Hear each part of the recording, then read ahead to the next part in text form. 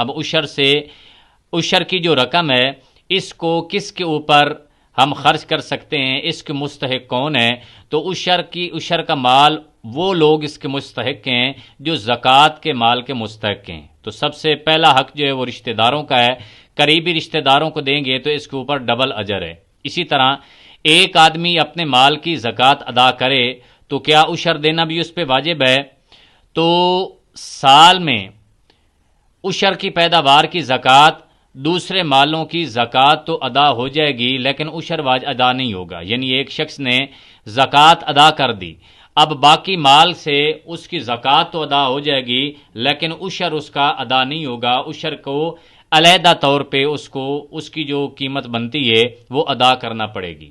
اسی طرح کیا عشر سال میں ایک دفعہ دیا جائے گا یا ہر فصل کے اوپر دیا جائے گا؟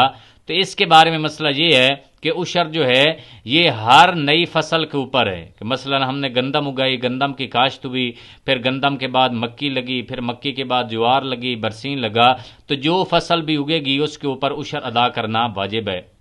کیا مویشیوں کا چارہ جو ہم کاشت کرتے ہیں اس کے اوپر عشر واجب ہے یا نہیں ہے؟ تو پھلوں کے اوپر، سبزیوں کے اوپر، ترکاریوں کے اوپر، مویشیوں کے چارے کے اوپر بھی عشر ادا کرنا واجب ہے۔ اب عشر کا نصاب کیا ہے؟ تو اگر بارانی جگہ ہے، بارانی زمین ہے تو اس کا 10واں حصہ ہے، اور اگر ٹیوب ویل کے ذریعے یا پیٹر وغیرہ کے ذریعے ہے تو اس کا 20واں حصہ ادا کرنا یہ واجب ہے۔